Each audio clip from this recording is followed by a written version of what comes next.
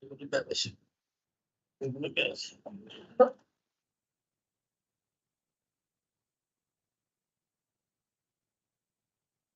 students, welcome to the first live session of the course Sustainable Power Generation Systems. So let us first briefly discuss what are the things covered till date.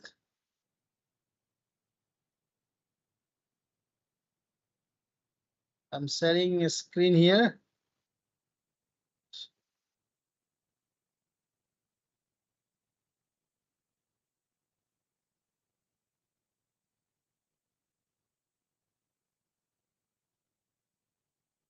So far we have covered 5 modules, and this fifth module is in progress. And here we have all the 5 modules. In the module 1, primarily we have discussed about introduction to power generation methodology. So there we have introduced what are different power plants available, what is the basic conversion of energy, what is the commercial unit of energy, and what is the trend of utilizing renewable energy in the power sector in India as well as a whole in the world. In module 2, solar thermal power plants have been discussed thoroughly. And in module 3, solar photovoltaic power generation systems are presented and elaborated, each and every component of the power generation system. In module 4, wind power generation has been discussed, and there are different lectures on wind data, and then what are the important parameters, how we can demonstrate that the amount of energy conversion takes place in a wind machine, what are different classifications. Then in module 5, hydropower generation has been discussed extensively. So in lecture 1 of module 1, as stated before, we have discussed about introduction to power generation methodology, where we have discussed global and Indian energy scenario, that is energy mix. As we know, in India is progressing well. Till last month, it is seen that about 50.5% of energy is coming from fossil-based power plants, and about 49.5% energy is coming from non-fossil-based power plants. And also, overview of current technologies for power generations were elaborated, and need and concept of renewable energy-based power plant has been discussed. In lecture 2 of module 1, fundamentals of solar thermal collectors, such as classifications of solar thermal collectors, need of solar thermal collectors for meeting different household as well as industrial demands, and brief about different solar power plants were discussed. In lecture 1 of module 2, low temperature solar thermal power plants are discussed. The content includes basic component of low temperature solar thermal power plant and working and performance evaluation of low temperature solar thermal power plant. Low temperature thermal power plant means it's a thermal power plant having operating temperature less than 80 degrees Celsius. And in module 2 of lecture 2, medium and high temperature thermal power plants were discussed. Primarily, discussion happened about classification, working principle, and the analysis of both medium temperature and high temperature solar thermal power plant. In lecture 3 of module 2, thermal analysis of solar thermal power plants were discussed. Also, we have discussed numerical problems to understand fully about its functionality. In lecture 1 of module 3, fundamentals and concept of solar PV power plants were discussed, like how big power plants we can build, what are the area required, and all kind of design parameters were elaborated. In lecture 2 of module 3, off-grid solar photovoltaic systems and its applications, and also the components which is required for building a off-grid power photovoltaic systems has been elaborated. Lastly, design of off-grid solar PV systems were outlined. In lecture 3 of module 3, exclusively design of off-grid solar power plant has been discussed. And in lecture 4 of module 3, grid connected solar PV systems were presented. And there, when we are starting these lectures, first we have elaborated the basic diagram of working of grid connected PV system, then its components, how big we can build, and what are the components required in order to build a big power plants. That means in megawatt level power plants, and then finally design steps of a grid connected PV system with numerical examples. Then in lecture 5 of module 3, performance of grid connected solar photovoltaic systems were presented.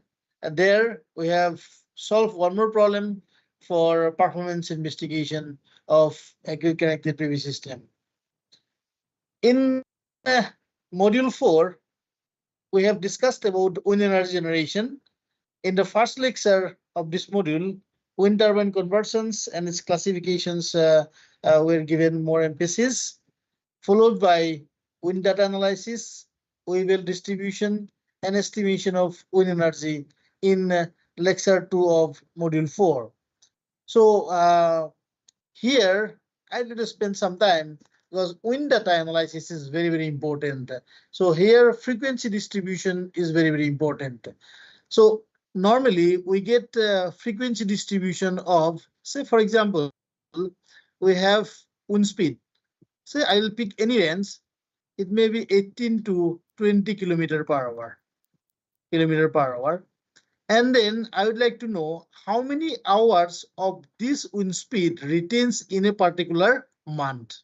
Okay, that is designated by frequency. That means how many hours this speed will retain. That way we can actually go further. It may be maybe 36 to 38, something like this kilometer per hour, or we can go up to maybe 0 to 2 kilometer per hour. Okay, so we need to know a range of working of a wind turbine. So once we are confident about the range of working, that means if we can define cut-in speed and cut-out speed, we know the design speed, then how much energy can be harvested. So its figure goes something like, if we draw this, so maybe we are starting from 0 here, and then it goes something like this, and it will be something like this. Okay, so this is cut-in speed, this is cut-out speed, and this is the maximum speed what you are going to attain, and finally this is your rated speed or design speed. So when we are analyzing wind data, we must confident about how many hours of required wind speed is retained for a particular place. Without knowing that, we cannot design it. Now, if we don't have data, but there are some other data, and those data can be utilized to predict the wind pattern. And for that, we need Whewell distribution.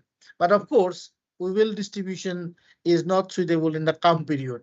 Calm period is something like there are certain period of time there is no wind speed. Okay, but in Whewell distribution, it shows there will be existence of the wind. Okay, it's no means no, there is no wind. Okay, without by excluding that part, everything is all right, because this is not a normal distribution, it is Whewell distribution. It goes something like this. See, if we see all the data of wind, it goes something like this. Okay, so Whewell distribution also goes something like this. So that's how we can use Whewell distribution for data estimation. And finally, we need what is called frequency distribution curve, and then no a power density duration curve. And in lecture 3 of module 4, performance parameters and blade geometry of wind turbine turbines are elaborated. So performance parameters include, like we have tip speed ratio, lambda. It is something like omega r by U infinity. So U infinity is the free stream wind speed, omega is the rotational speed, r is the radius. So here what happens, these parameters, how these parameters influences the performance is very, very important. Then we have CD, then we have CL, all other parameters we have discussed exclusively. Also blade profile. So if we cut a section of the blade, so it appears to be something like this. So it will be something like this. So here what I am saying, camberedness I am giving 0. So if we connect this leading edge and trailing edge, and if we make a line, and this line is chord length. Okay. And if we connect the center of the profile, and this is your camber line. Okay. And the maximum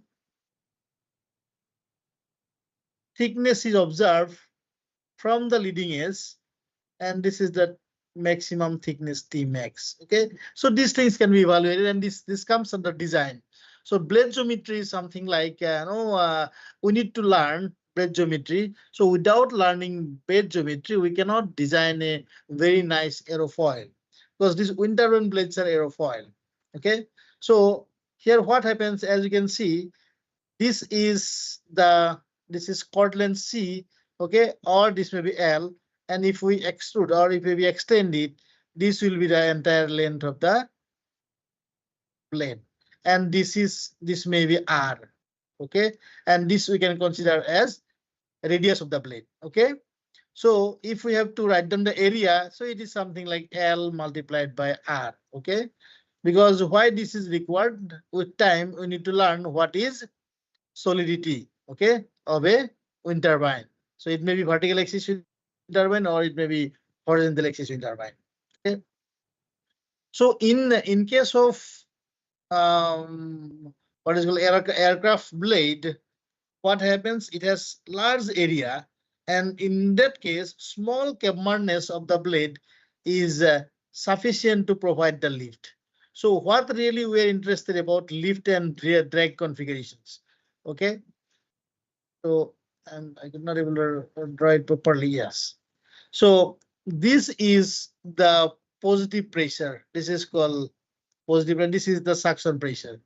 Okay, I can say PS, and this is suction, and this is positive pressure. Okay, so this delta P, okay, plays a very important role in taking the lift. Okay, so because this delta P multiplied by area gives you this lift force. Okay, so this pressure difference, how you are going to create it? So if you are making a very cambered blade, then your pressure rise will be very, very high. That means in case of turbo machines, say boiler, blower and compressors, what happens? You need to create a lot of delta P's, and because area is small. But in case of wind turbine blades, or in case of aircraft wing, we have a lot of area. Okay, so that's how small camberedness is enough to provide the sufficient lift. Okay, and knowledge of lift and drag is very, very important as far as design of a wind machine blade is concerned. Then in lecture 4, we have studied the base limit and optimum tip speed ratio, and we have derived the expression for maximum CP values and what could be the optimum TSR by considering very interesting facts. So if we consider a wind turbine, so this will be something like this. Okay, and this is called sweep volume or swept area. Okay, So this is like radius. Okay. So of course we are not considering the hub area. It is pi r square. Okay. So what happens if we consider a blade here and wind is striking here? So time taken from here to here. So wind is, so this may be rotating this way, and wind is coming this way probably. So time taken to reach from here to here, this time TW has to be same as somewhat here. It is TS. Okay. So the wind speed here and here will be same. That is, this portion is disturbed wind, but there will be some distance at which you will not feel the disturbance. So by considering this aspect, we can actually find out the optimum TSR value. So even though this optimum TSR value we can find out by considering this um, uh, assumptions, we can further increase the TSR by designing the aerofoil in a proper manner. And in lecture 5 of this module, we have elaborated the concept of wind farms and then design problems of wind turbines, because wind turbine is not installed alone. There are multiple wind turbines together to make wind farms and to maximize the wind energy utilization and harvesting. In module 5, we have primarily covered the discussion on resources of hydroelectricity, then working of hydroelectric power plant, plant layout of hydroelectric power plant, then hydraulic turbines, then components of small hydropower plants, and also host of numerical problems to strengthen the understanding of its design and calculations. So this were covered so far. So I don't see what is called questions in the discussion forum. So the only one queries was there, and it was about uh, like kindly provide problem solving sessions as PDF material. So problem solving sessions, these are already there. While updating the assignments and our problems are solved, and this has been shared in the discussion forum.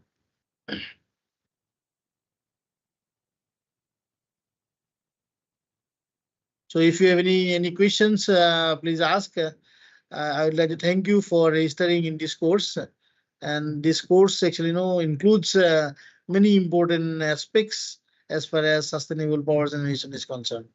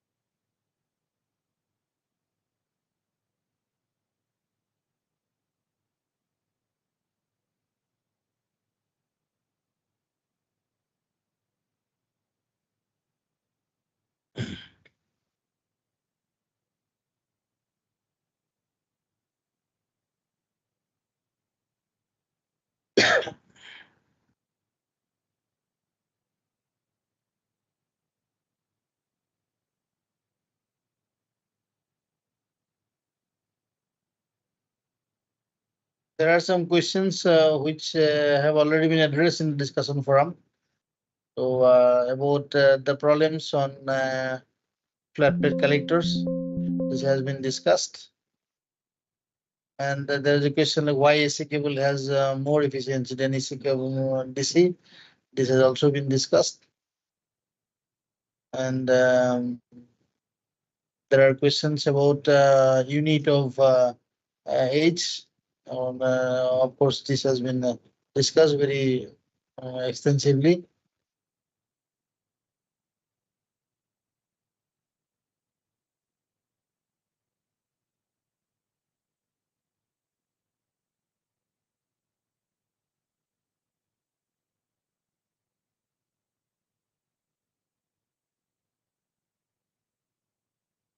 So there is a question like which book is best covering all sustainable power design, person maintenance and performance and efficiency.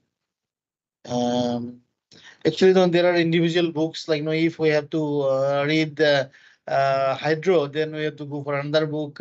For wind, we need to know several books. The content we have covered and discussed in this course. Actually, no, we have taken different resources for making this course. Okay. But what I suggest you, as far as exam is concerned and score is concerned, you must concentrate on the content what we have covered in the lectures. Also, do the regular assignment solving, and that will give you a lot of confidence to do well in exam.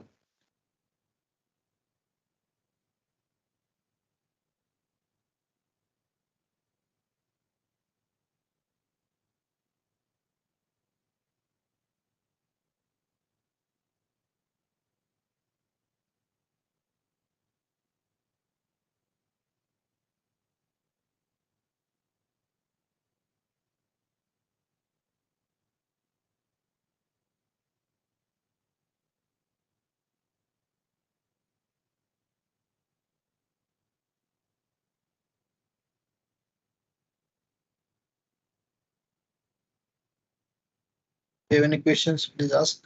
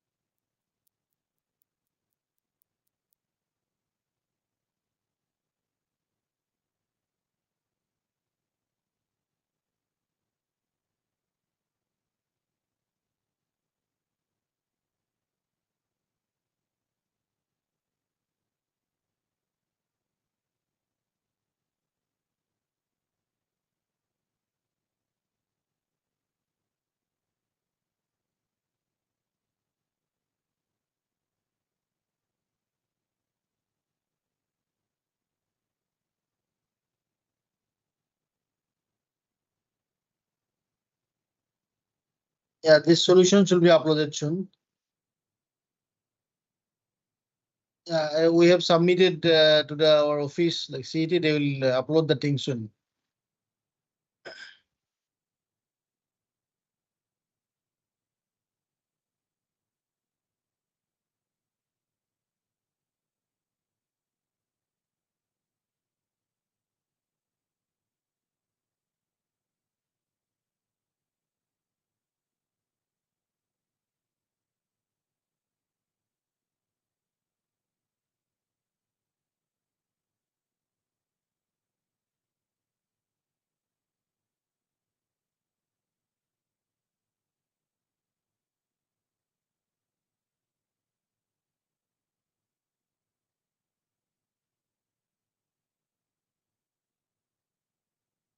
So all the questions will be of multiple choice, MCQ questions.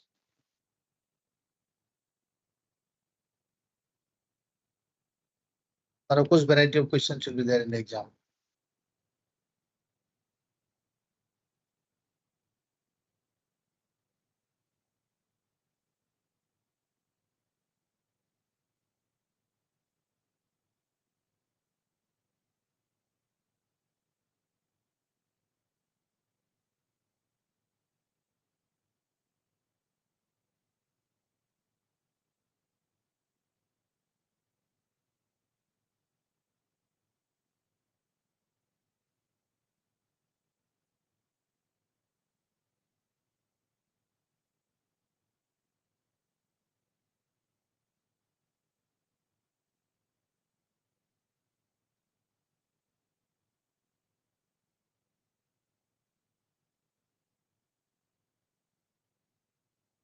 So I'm closing our discussions in 10 minutes.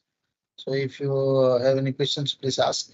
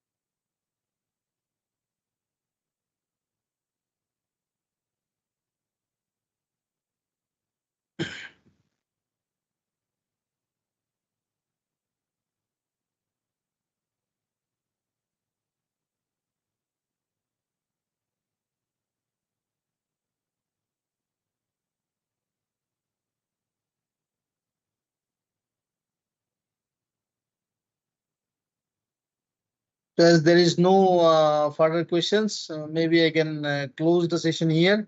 So thank you very much for your attention and registering in this course. Thank you and all the best for the exam.